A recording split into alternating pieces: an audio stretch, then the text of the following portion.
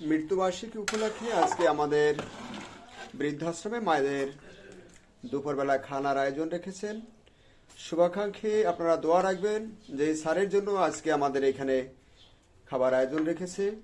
দোয়া উদ্দেশ্যে আল্লাহ যেন আমাদের বৃদ্ধ মায়েদের দোয়া কবুল করে, স্যারকে জান্নাতবাসী করে। আজকে খাবারে আছে গরুর গোশত,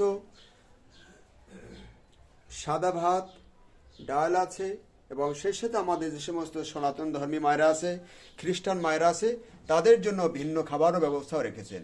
সোনালী মুরগি এবং সবজি আছে।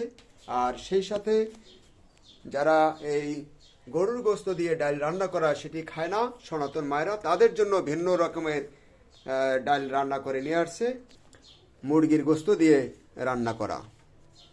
শুভাকাঙ্ক্ষী আপনারা বেশি বেশি করে দোয়া করবেন আমাদের মায়েদের সাথেও, আল্লাহ যেন স্যারকে জান্নাতুল ফেরদাউস নসিব করে। আজকে যেই স্যারের উদ্দেশ্যে খানা আয়োজন রেখেছে, স্যার আমাদের বরিশালের একজন স্বনামধন্য ব্যক্তি, আমাদের বরিশালের মানুষের শ্রদ্ধাভাজন। তার মৃত্যুবার্ষিকী উপলক্ষে আজকে এই দুপুরবেলা খাবার আয়োজন বরিশালে কাউনিয়া হাউজিং বৃদ্ধ আশ্রম।